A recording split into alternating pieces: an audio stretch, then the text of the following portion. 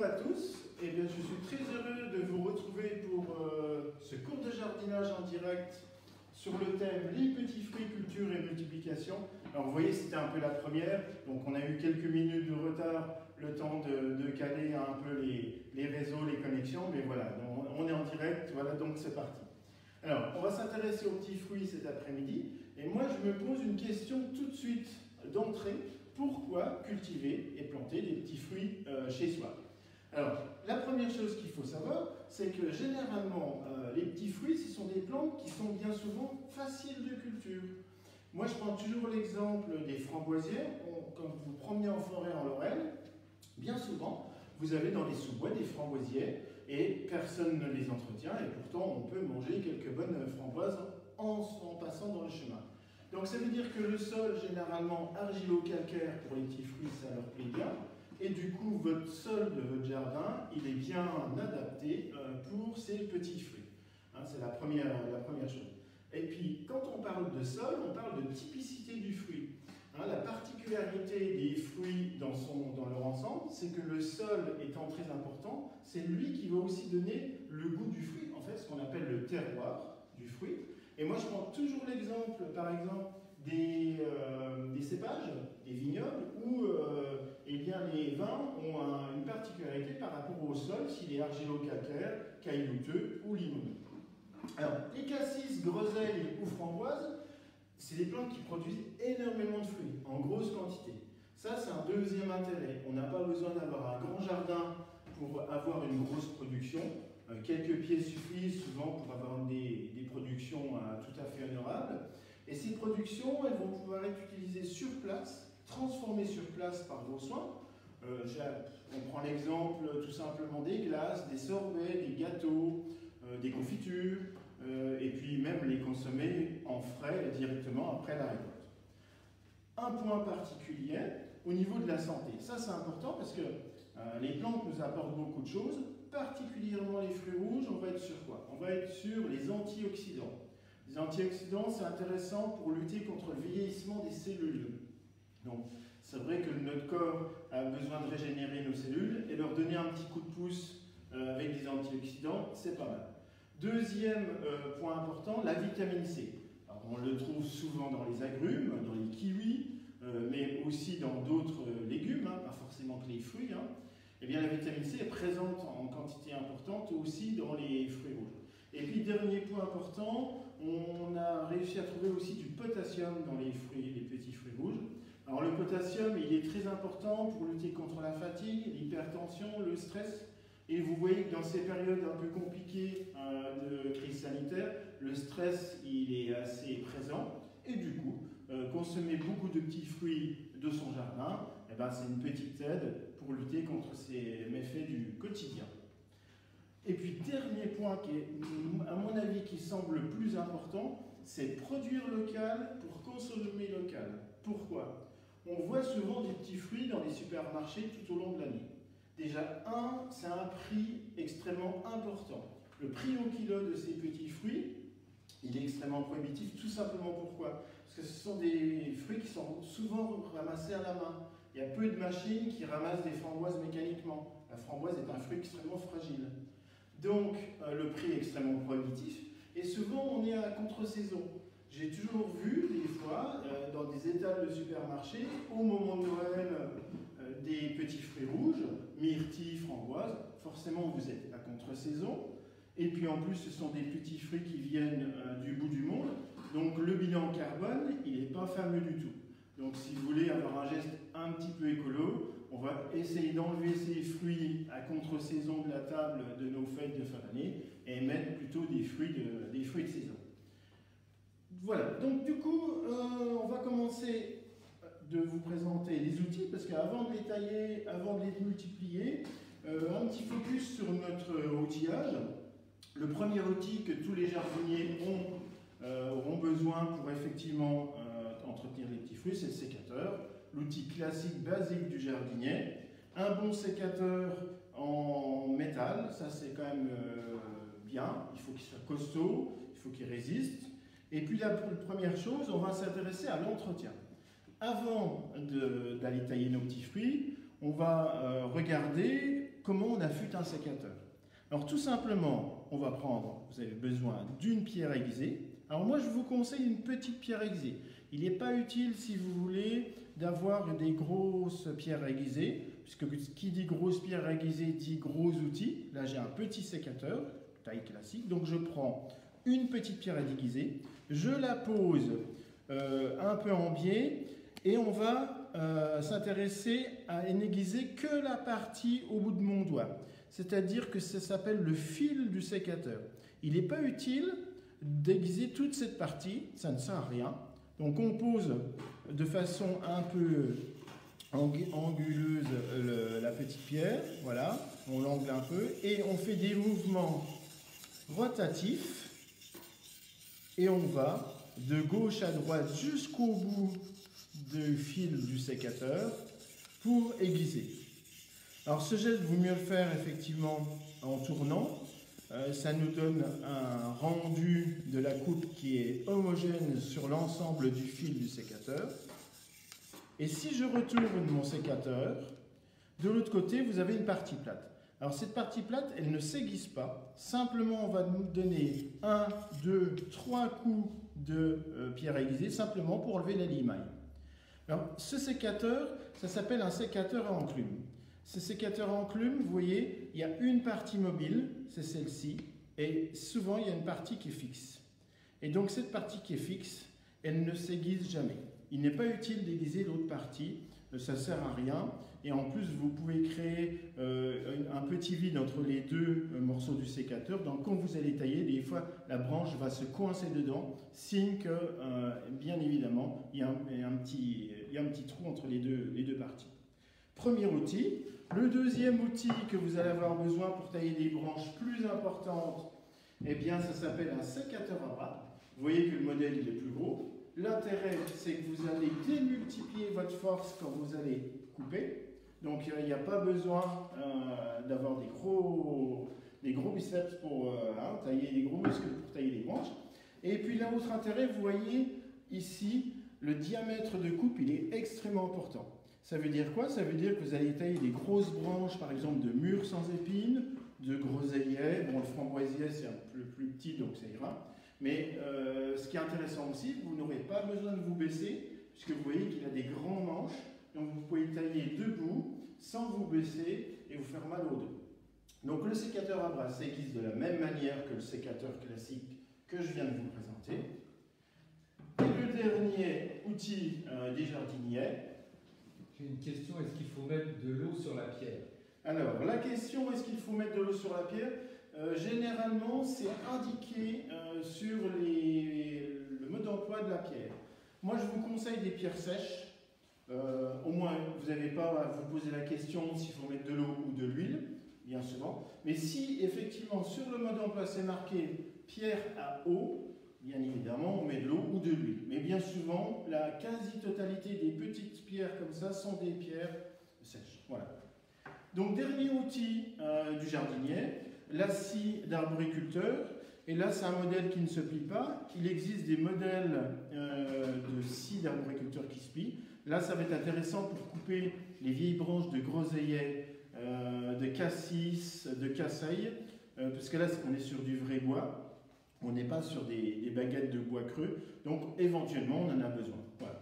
Donc vous voyez qu'on n'a pas besoin de beaucoup d'outils pour entretenir ces petits fruits, et qu'à partir de là, une fois que vous avez ça, on est prêt pour partir tailler les petits fruits.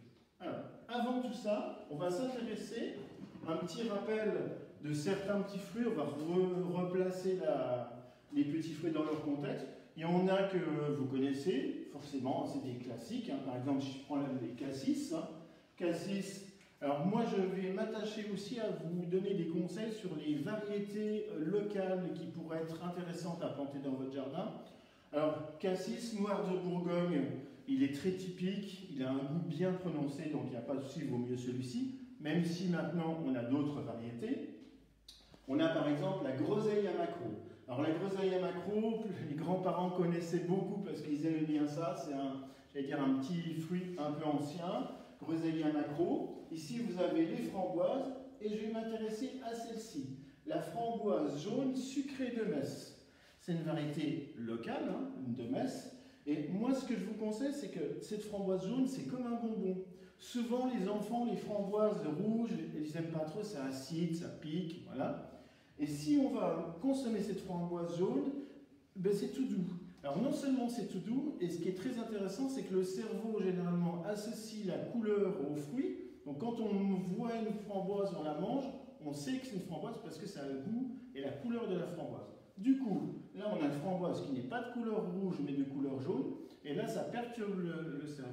Alors c'est très intéressant parce que ce fruit, il est extrêmement doux, aucune acidité, et chose incroyable, c'est que le goût de la framboise est bien plus renforcé sur une framboise jaune qu'une framboise rouge. Je peux vous assurer, hein, ici au Jardin Botanique on en a, on les goûte régulièrement, à notre grand bonheur, hein, et bien évidemment, le goût est bien plus prononcé. Alors si on continue notre petit tour des petits fruits, on a les mûres sauvages vous connaissez, une variété arrivée dans nos jardins qui est la mûre sans épines, qui a un petit peu moins de goût, je vous l'accorde, je suis d'accord avec vous, mais quel bonheur de ne pas avoir les mains complètement en sang, même si on met des gants pour couper, et la grosseur du fruit qui est quand même important, donc grosseur du fruit, grosse production. Voilà. Et puis ici, on a quelque chose de particulier que sont les casseilles. Les casseilles, vous les trouverez plutôt chez les pépiniéristes et les jardineries. Les casseilles, c'est un croisement entre un cassis et une groseille. Donc c'est tout simple, hein. Les producteurs, ils ne se sont pas emboîtés, ils ont compressé le mot cassis et ils ont mis la fin du mot groseille, tout simplement. Et ça donnait la casseille. L'intérêt, c'est que vous avez un plus gros fruit qui a dominance cassis, un peu acidulé, mais qui a aussi le goût de la groseille. Et la dernière plante qui est là, pour le coup, pas forcément une plante qu'on connaît bien, mais qui vit aussi en Lorraine, c'est les amélanchiers, la mélanche. Et tout ça, c'est la même famille que le rosier, le pommier, le poirier, les rosacées. C'est une baie qui est très intéressante parce qu'on peut en faire des confitures. Et puis c'est aussi intéressant sur un autre domaine, la biodiversité et la protection de la nature, puisque les oiseaux vont raffoler des petites baies bien sucrées qui pourront les nourrir pendant l'hiver. Nous continuons notre petit tour des fruits un peu particuliers, en commençant par, un peu comme la casseille, quelque chose d'original, la muroise. La muroise, c'est la contraction de mûre et framboise. En fait, c'est une mûre framboise. L'intérêt, un gros fruit qui se tient énormément, qui est très compact, contrairement à la framboise qui se délite. La muroise, elle tient bien, vous voyez la taille du fruit, et puis un goût bien prononcé. Les fraises classiques, on n'y revient pas forcément. Et puis après, on a des choses un peu originales. Le goumi. Le goumi, c'est une petite baie rouge comme ça. Anecdote, on peut faire du vin de goumi. Je peux vous assurer, c'est fameux. Et ça, c'est un apéritif. Genre un petit porto bien sucré. On fait ça avec les baies de goumi. A contrario, on a un arbre ici qui s'appelle l'argousier qui donne des argouzes. Ça, c'est un arbre qui va plutôt vivre dans le sud de la France sur des terrains secs et caillouteux, mais on peut en planter en Lorraine, il résiste bien. L'originalité des fruits, c'est que les fruits sont oranges, ils se consomment. Bon, c'est pas la plus grande majorité des fruits, mais l'argousier, ça fait des jolies couleurs. Une particularité dans les petits fruits, les cranberries ou canneberges. Alors là, ce sont plutôt des petits fruits que vous allez trouver de façon naturelle en Amérique du Nord et particulièrement au Canada. Alors ces choses qui sont des fruits sont des baies qui sont creuses. Originalité de la canneberge, c'est-à-dire que quand elle est mûre, elle vit dans des milieux marécageux. Tout simplement, la baie va se détacher de la plante quand elle est mûre et les producteurs de canneberge, qu'est-ce qu'ils font? Ils passent avec les barques, ils les ramassent avec des grands peignes et ils récupèrent toutes les canneberges. Alors ne pensez pas effectivement cultiver de la canneberge en Lorraine, hein, c'est un peu compliqué. Et puis la myrtille, on pourrait effectivement se dire pourquoi pas accueillir de la myrtille chez nous, sur des sols argilo-calcaires. La myrtille, c'est quand même plutôt sur des sols acides. Et puis, je ne suis pas sûr qu'écologiquement, amener tous les ans des sacs de terre de bruyère pour que vous ayez 1 kg de myrtille, le travail n'est pas à la hauteur du rendu des fruits. Moi, je vous conseille plutôt d'aller faire des cueillettes raisonnées. Hein. On oublie le peigne quand on ramasse les myrtilles. Attention les branches. Hein. c'est fragile. Et donc plutôt récolter ou acheter des myrtilles à nos amis vosgiens qui les produisent. Donc manger local, acheter local, faire vivre les entreprises locales, ça passe aussi par l'achat des petits fruits. Du coup, on va s'intéresser maintenant à notre première plante. Voilà, on va s'intéresser à notre première plante. C'est un écran tactile, donc vous voyez, il est très, très sensible. Hein. On va parler des cassis, des groseilles et des casseilles. Trois plantes qui sont assez proches au niveau de la taille et de la multiplication. On va commencer prioritairement par la taille. Vous voyez, un pied de cassis, de groseille ou de casseille, bien souvent, ça peut se présenter comme ça avant. Là, il y a trop de branches. Classiquement, il y a trop de branches. Alors, pourquoi il y a trop de branches et pourquoi il faut les enlever? Alors, il faut les enlever parce que la première chose, je vais vous donner un petit truc mémotechnique. Il y a trois choses à penser. Quand on va nettoyer un arbuste comme ça, la première chose, il faut enlever le bois mort. La deuxième chose, les branches qui se croisent. Et la troisième chose, le vieux bois. Je vais vous donner une astuce, comment reconnaître du vieux bois sur un petit feuille. Première chose, le bois mort, bien évidemment, le bois mort ne produit plus de fruits, donc ça on va les enlever. Et puis la deuxième chose, les branches qui se croisent. Vous voyez sur ce schéma, vous voyez plein de branches qui se croisent, par exemple ici, vous voyez, là ça se croise, donc ça c'est embêtant. Ici, vous voyez, vous avez la même chose, ça se croise, c'est ennuyeux. Ici aussi, voilà. Alors, pourquoi enlever les branches qui se croisent? Tout simplement, quand les branches se croisent, les fruits se croisent, forcément, et se touchent. Et quand les fruits se touchent, bien évidemment, ça va amener des soucis de maladie. Bien souvent, on va retrouver de l'oïdium, de l'humidité, des champignons, ça va abîmer ces fruits. Du coup, quand ils se touchent, les fruits, eh bien, si vous en avez un de malade, hein, c'est comme votre tomate qui a du mildiou, s'il y a une autre tomate collée, eh bien, elle prend le mildiou. Donc, on va enlever tout simplement déjà les branches qui se croisent. Et puis, en dernier lieu, le vieux bois. Alors, le vieux bois, comment on pourrait le reconnaître? Je vais vous donner un exemple tout simple. Je prends une branche de groseillier. Cette branche de groseillier, c'était dans un vieux groseillier. Et il y a un indice qui ne trompe pas. Regardez, je vais vous montrer. Il y a quelque chose d'accroché sur ces branches qui s'appelle du lichen. Il est jaune, il est gris, il est brun. Voilà. Et ça, ce lichen, bien souvent, il vient prioritairement sur le vieux bois. Tout simplement parce que c'est les branches qui restent le plus longtemps sur l'arbre. Et au fil des années, des hivers humides, du brouillard, eh bien, du lichen peut apparaître sur du vieux bois. Donc, théoriquement, eh bien, ces branches qui sont pleines de lichen, eh bien, on va pouvoir les couper. Donc, vous voyez, première chose, bois mort. Deuxième chose, branches qui se croisent. Troisième chose, vieux bois. Vous avez le trio gagnant de comment repérer les branches. Sur le schéma suivant, on voit bien que c'est bien aéré. Pour information, là, vous avez au moins une quinzaine de branches avant. Il en reste à peu près 8-9. Vous voyez bien sûr sur ce schéma des endroits qui sont bien aérés. Et ici, eh bien, vous voyez que le soleil va passer, le vent va passer, et pour le coup, ça va permettre aux fruits d'avoir plus de sucre, plus de vent pour s'assécher, et donc moins de maladies. Donc des fruits plus gros, des fruits qui seront plus sucrés, peut-être en moindre quantité, mais vaut mieux avoir de la qualité, forcément, que de la quantité. On n'est pas sur une production industrielle, mais sur une production familiale, donc on privilégie la qualité. Voilà. Donc, ce schéma est valable pour les trois variétés que je viens de citer. Et pour le coup, on va s'intéresser maintenant comment multiplier ces plantes. Alors c'est sûr, la première chose, on peut se dire, ben, je vais à la jardinerie, je rachète un pied, 2 pieds, 3 pieds. Ça, c'est la solution de facilité. Mais il y a peut-être d'autres solutions qu'on peut explorer ensemble. Et puis surtout, on peut faire des choses qui ne coûtent rien. Hein, je rappelle toujours le jardinier sans moyens. Et puis la deuxième chose, c'est qu'on garde ces variétés locales, tout simplement. Donc c'est intéressant. Hein, la grand-mère qui a donné une vieille variété qui a du goût, puis historiquement, familialement, c'est intéressant de la garder. Il vaut mieux la multiplier. Alors comment on va multiplier ces plantes? Eh bien, je vais vous le montrer. On va le faire en direct devant vous pour savoir comment le faire de A à Z, tout simplement. Alors, la première chose que vous avez besoin d'un pot en plastique, ce qu'on appelle un conteneur. Celui-ci fait à peu près 3 litres en contenance, voilà. Ni trop gros ni trop petit. Alors pourquoi le plastique? Vous allez me dire, c'est un peu bizarre, hein, parce que nous, au Jardin botanique, on prône l'écologie, la poterie traditionnelle en terre cuite.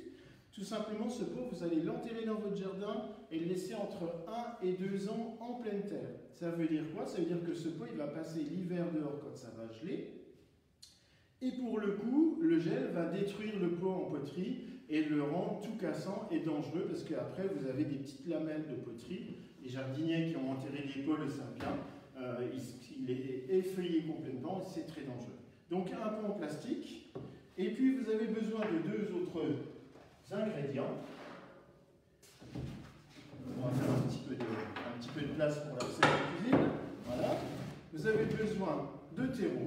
Alors du terreau universel, premier prix, ça va très bien, il n'y a pas de souci. Et puis le deuxième ingrédient, du sable. Alors c'est un peu comme une recette de cuisine, hein. Donc vous mettez le terreau, voilà. Le premier ingrédient est mis, et moi je mets le sable au-dessus, je mets toujours l'élément lourd au-dessus, parce que pour mélanger, c'est bien plus facile. Si vous avez le sable en dessous et quelque chose de léger, vous aurez du mal à mélanger les deux choses de façon homogène. Voilà. Voilà. Donc maintenant, on remue, on mélange le tout pour que ça fasse un mélange homogène. Généralement, quand on fait des boutures, vous n'avez pas forcément besoin de compost.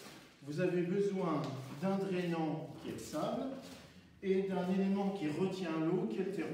Un terreau, je rappelle à la base, qu'est-ce que c'est? C'est de la sphène compostée qui retient à peu près 200 fois son propre poids en eau. Donc l'intérêt, c'est une éponge, hein. Donc il nous faut de l'eau. On a bien mélangé. Donc vous remplissez votre pot complètement. On va le remplir complètement jusqu'au ras. Même s'il y a des gros morceaux, ne vous inquiétez pas, ça ne va pas gêner pour les boutures. On aplatit, on écrème un peu, on compacte de façon modérée. Hein. L'idée, c'est de ne pas avoir quelque chose de très dur pour pouvoir de mettre les boutures. Voilà. Vous voyez, votre seau, il est prêt, votre pot, il est prêt pour l'accueil des boutures. Et on va s'intéresser aux boutures. Ici, je vais vous présenter, j'ai prélevé tout à l'heure des rameaux de cassis. Donc cassis, groseille ou casseille, ça ressemble un peu à ça. Ce rameau, pour vous donner une information, il mesure à peu près au moins 60 cm. Vous voyez, c'est un rameau de l'année dernière, il est ce qu'on appelle aouté. Aouté, ça veut dire que l'écorce est devenue du bois. Il n'est pas utile, et généralement ça ne marche pas, de faire des boutures avec des rameaux de l'année qui n'ont pas passé au moins un hiver dehors. Donc là, c'est presque un rameau d'une deuxième année, à peu près 60-70 cm. Et quand on va faire des boutures, je vais vous montrer où on coupe. La particularité des boutures, c'est que toutes les branches ont ce qu'on appelle des entrenœuds.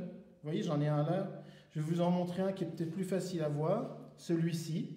Vous voyez, on a un beau bourgeon. Alors les branches, elles ont deux fonctions. Quand elles sont dehors, elles fabriquent des feuilles. Et quand elles sont à l'intérieur de la terre, elles vont avoir la capacité de fabriquer des racines. Donc vous avez compris que pour faire une bouture, les jardiniers le savent bien, eh bien qu'est-ce qu'on va faire? On va choisir un œil. Moi, je vais choisir celui-ci. Et puis je pourrais, par exemple, je vous montre ce qu'il ne faut pas faire. Eh bien, je vous montre, regardez, j'ai coupé, mais j'ai laissé un grand bout en dessous du nœud, hein, là où départ les yeux. J'ai laissé au moins 5 cm. Ça, c'est une erreur technique. Pourquoi? Eh bien, tout simplement, si vous laissez un morceau comme ça, ce morceau, il n'a pas de capacité ici à raciner. Ça veut dire quoi? Ça veut dire qu'en fait, il va pourrir, il va se composter, et il va impacter le premier nœud. Et pour le coup, ça ne partira pas. Donc, qu'est-ce qu'on fait? On coupe 5 mm en dessous du nœud. Voilà, tout simplement. J'espère que vous avez bien vu. On enlève au sécateur les bourgeons, ils n'ont plus d'utilité. Alors évitez d'enlever les bourgeons à la main parce que bien souvent on les arrache et vous arrachez tous les téguments. Voilà, donc vous voyez, je l'enlève.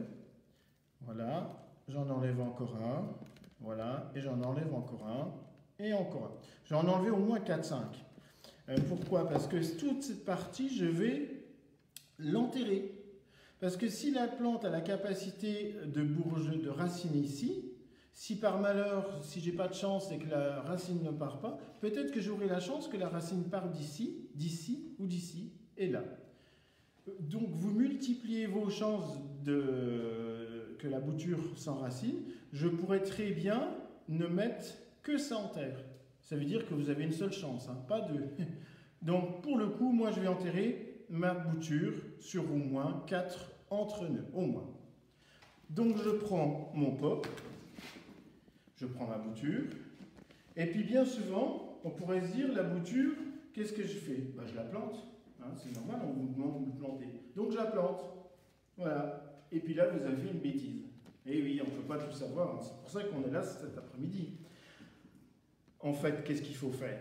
Il ne faut pas faire comme ça, parce que là, qu'est-ce que vous avez fait?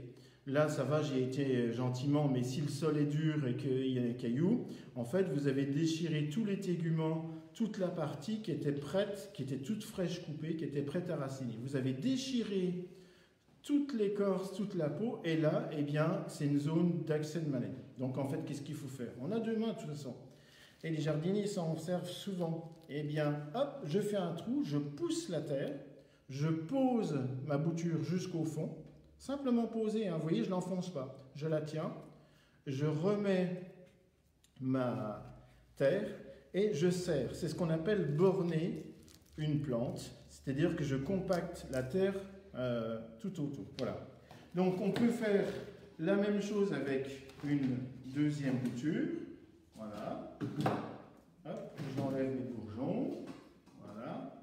Hop. Je fais mon deuxième trou. Voilà. Ici c'est pareil. Et moi je vous conseille d'en mettre un troisième. Je vais vous expliquer pourquoi. Je mets un troisième rameau.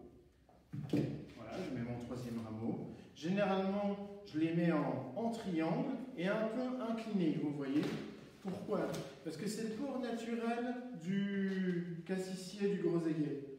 Et pour le coup, vous avez refabriqué un pied qui est tout près.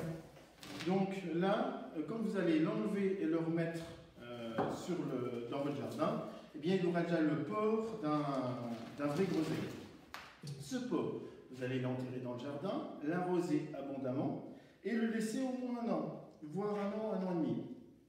Soyez patient, évitez de le pousser, de le retirer du sol de façon trop rapide, puisque bien souvent, s'il n'y a pas assez de racines, vous allez casser votre bouture.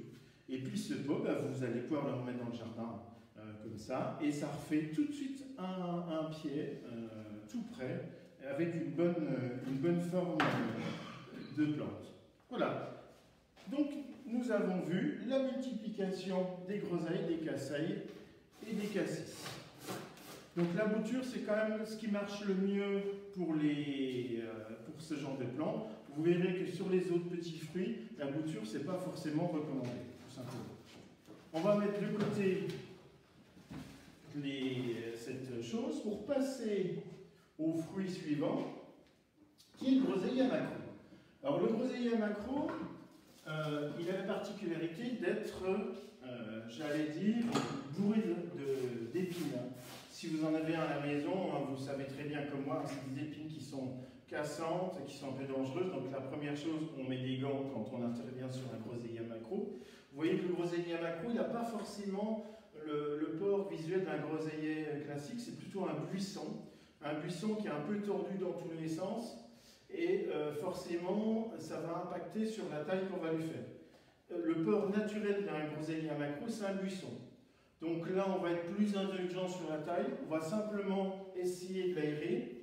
Parce que la particularité d'un groseillier à macro, comme c'est un buisson assez touffu, la groseille à macro, elle est très sensible à ce qu'on appelle l'oïdium. L'oïdium, c'est du champignon blanc qu'on peut retrouver sur les rosiers, les fleurs de rosier, les feuilles de rosier. Et puis, ça impacte le fruit de la groseille à macro.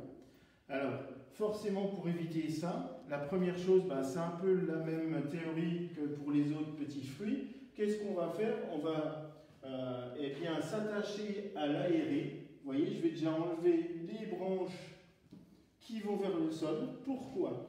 Tout simplement parce que les branches qui vont vers le sol vont porter des fruits. Si j'ai un fruit ici, voilà, et que mon sol il est là, eh bien tout simplement, la proximité du sol fait que vos fruits-là ne seront jamais consommables. Ils seront tout le temps abîmés, tout de suite, rapidement, mangés par éventuellement les oiseaux. On aide les oiseaux, mais on aime bien avoir les groseilles à macro. Et puis forcément, l'humidité du sol fait que ceux-là, ils seront très abîmés très vite. Donc on va l'aérer, mais là, voilà, on est tous indulgents, parce que tailler un groseille à macro, on fait comme on peut, mais le but, c'est de l'aérer, d'enlever des branches et d'avoir des vides dans le groseille à macro. Après, la branche qui se croise, il y en a une qui se croise, c'est pas très grave. L'idée, c'est de faire des grosses zones, tout simplement de vide, pour que ce groseille à macro, une fois que vous l'avez nettoyé, il ressemble à ça, tout simplement. Groseille à macro, on peut faire des boutures comme les cassis, les groseilles. Des fois, ça ne marche pas forcément. On essaye, tout simplement. Et puis, on peut aussi récupérer de jeunes groseilles à macro chez des amis, dans la famille. Ça peut être aussi une solution avant d'aller à la jardinerie. Alors, vous voyez, ce groseille à macro, c'est quand même particulier comme fruit. Les grands-parents avaient l'habitude de les utiliser parce que c'était des fruits qui étaient un peu à la mode. Il faut savoir que les plantes, les fleurs et les légumes sont des choses qui sont impactées par la mode. On voyait beaucoup de géraniums, maintenant on voit des surfinias, vous voyez, ça change, tout simplement. Ce qui est intéressant, c'est que c'est des gros fruits, et ça, c'est des fruits qui sont doux et agréables à manger si on ne mange pas la peau. Alors le petit truc tout simple, on prend par la queue le petit fruit, et puis ici, vous avez le reste de fleurs, on l'arrache, ça fait un petit trou, et puis du coup, on peut aspirer ça pour ça. Voilà. Alors il y a une question qui vient d'arriver là. La baie de mai, effectivement, c'est un lonicera, la même famille effectivement que le chèvrefeuille, et c'est quelque chose qui est très acidulé. La baie de mai, on le retrouve, là je pense que vous serez obligé de passer par les pépinières pour acheter de la baie de mai. Ça c'est comme ça s'écrit comme ça. Dans les magasins un peu spécialisés, les jardineries un peu spécialisées.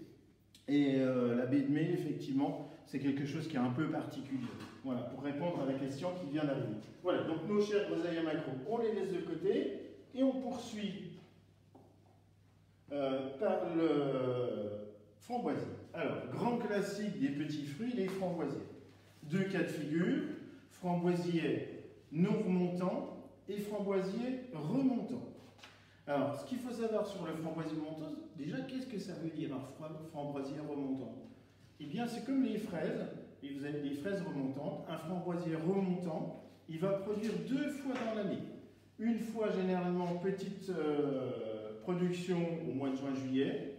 Et puis, deuxième production à peu près vers août-septembre. Donc, voilà. Et puis, le non remontant, qui est le classique, qui est aussi présenté, c'est un framboisier qui va produire des fruits une seule fois, généralement juin-juillet, en grosse quantité, avec des gros fruits. Donc là, j'allais dire, c'est un peu votre choix à vous, de savoir quand est-ce que vous voulez les petits fruits de cette chose-là. Si vous avez de la place, moi je vous conseille de mettre les deux variétés, remontant, non remontant, et puis là, vous avez le choix. Mais autrement, si vous n'avez pas le choix, moi je vous conseille quand même le non remontant. Il produit beaucoup plus en une seule fois, donc ça monopolise moins de place. Alors comment on va tailler déjà ces framboisiers? Si je prends le cas du classique du framboisier non remontant, production en une seule fois. La taille, c'est la taille d'hiver. On taille en hiver, ça tombe bien. On est encore au mois de février, donc du coup avant la montée à sève, on va tailler ces framboisiers non remontants. Alors un truc tout simple, hein, je pense que vous le savez, mais on va le redire ici, c'est que les framboisiers, on enlève généralement les branches qui ont porté du fruit. C'est tout simple. Donc, vous voyez ici, là j'ai une branche, ici, que je tiens dans ma main, qui est une branche qui a porté du fruit. Vous voyez, on voit en plus le reste des inflorescences, des choses comme ça. Donc cette branche, pas d'état d'âme, on va la couper jusqu'en bas. Ici, vous avez la souche du framboisier, on la coupe jusqu'en bas. Idem pour la branche de gauche, ici. Et puis, ici, vous avez une branche qui était retaillée, mais qui a sans doute porté du fruit. Ce qu'on va laisser, des fois il n'en reste pas beaucoup, c'est la branche du milieu, vous voyez, celle-ci, elle n'a pas porté de fruit. Donc, pas d'erreur technique, généralement on les reconnaît bien. Et en plus, petit truc, c'est que ces branches qui ont porté du fruit, elles sont toutes sèches, elles sont devenues du bois mort. Donc même quand on les prend, on peut les casser. Moi je vous conseille de les couper quand même au ras du sol, mais on peut les casser à la main. Donc ça vous donne un indice, tout simplement, de pouvoir reconnaître les branches de ces plantes-là. Voilà. Donc, taille du bouffe framboisier non remontant, en hiver, une fois, et c'est tout. Deuxième cas de figure, le framboisier remontant, donc qui va produire 2 fois dans l'année. Alors, la première chose qu'il faut voir, c'est que ces branches qui ont porté un petit peu de fruits, on ne va pas les couper complètement. On va les couper juste à peu près à cette hauteur. Vous voyez, c'était le dernier étage où ça a porté des fruits. Pourquoi? Parce que cette branche-là a la capacité de bourgeonner ici et de refabriquer une branche dans la saison, qui seront les branches pour l'année prochaine. Donc vous voyez que ce qui est encore vivant, eh bien on ne le coupe pas. Idem pour ça. Et puis ici, vous avez celle qui va produire cette année, et celle-ci, elle n'a pas produit de fruits. Simplement, quel geste technique on va faire? On va l'étêter, on va couper simplement le haut, quelques centimètres, hein, ne vous privez pas d'une grande coupe, autrement vous allez perdre des fruits. Moi je l'étête simplement de 5-10 cm et tout simplement je vais garder ces branches. Donc vous voyez qu'il y a quand même une petite particularité entre les deux cas de figure.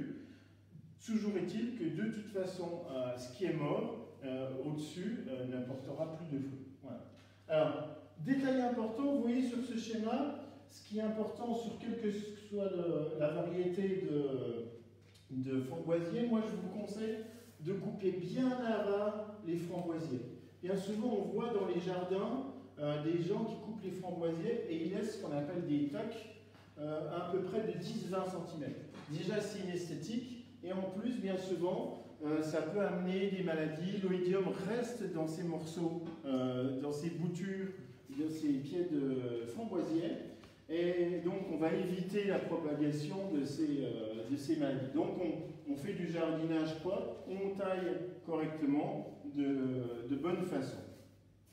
Alors, on va continuer effectivement de parler de la framboise. Vous voyez une belle framboise. Au niveau de la multiplication de ces framboisières, la particularité de ces plantes, c'est que ce sont des bois creux. Donc généralement les bois creux, c'est rare qu'on puisse faire des boutures, ça marche mal. Et puis le framboisier, en fait, il nous aide bien parce qu'il fait autre chose qu'une bouture. Alors, je vais vous montrer ce qu'il fabrique, le framboisier, vous l'avez déjà vu dans votre jardin. En fait, il fait des marcottes ou des drageons. Des drageons pour le pied. Alors le pied mère, il est ici. Hop. Il est ici, le pied mère, vous voyez. Et là, vous avez une racine qui va alimenter. C'est vraiment très sensible, hein, là c'est du direct, hein, voilà. Donc, ce que je voulais vous montrer, c'est ici, et là vous avez le pied mère, le pied central.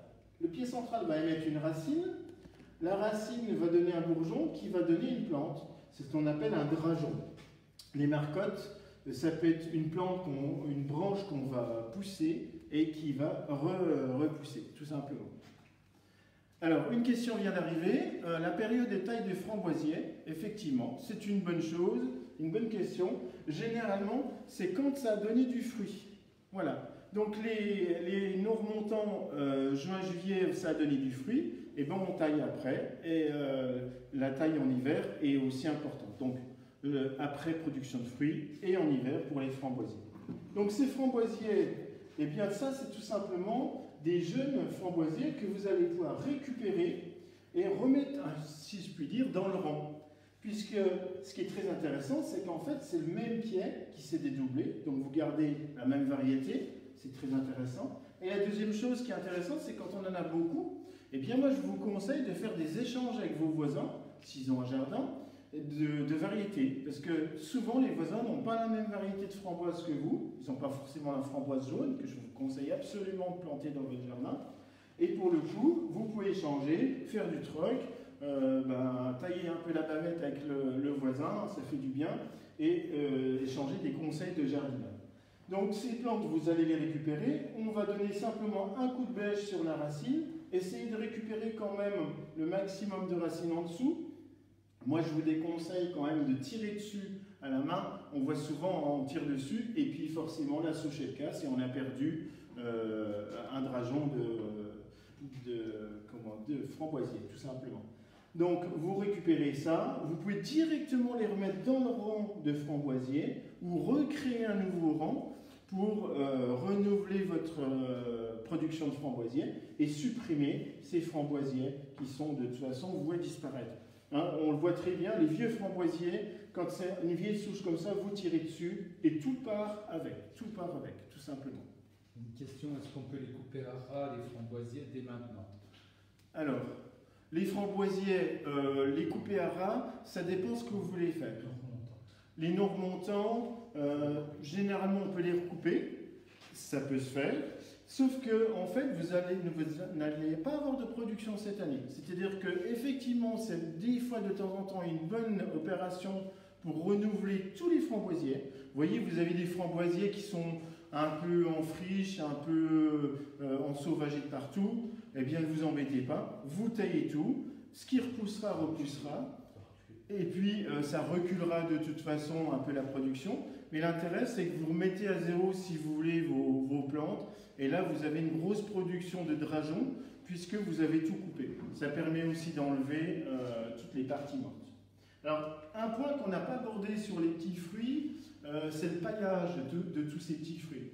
Et ça c'est important, que ce soit groseillier, cassis, groseille ou framboise. Moi je vous conseille vivement de ne pas laisser le sol à nu. En jardinage biologique, hein, c'est vraiment la chose à ne pas faire.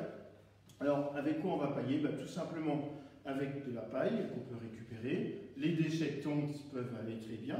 Et puis, quand on taille tous ces framboisiers, les petits morceaux, bien souvent, on sort la grosse artillerie, on veut soit les broyer avec un broyeur, on veut les emmener à la déchetterie. Moi, je vous conseille de ne pas exporter vos déchets. Toutes ces branches, il n'y a qu'un seul outil qui va bien, c'est le sécateur. Quand on n'en a pas beaucoup, on va tailler toutes ces branches, et puis tous ces petits morceaux de branches, tout simplement, regardez, je les taille, et vous voyez, c'est vraiment des choses mortes. Donc du coup, ça va permettre, si vous voulez, de faire un pH naturel. Vous le taillez sur place, c'est des petites branches qui vont se composter. Non seulement vous n'avez pas besoin de les ramasser, et en plus le paillage il se fait directement au pied des plantes. Donc à partir de là, c'est pas mal. Durée de vie d'un framboisier.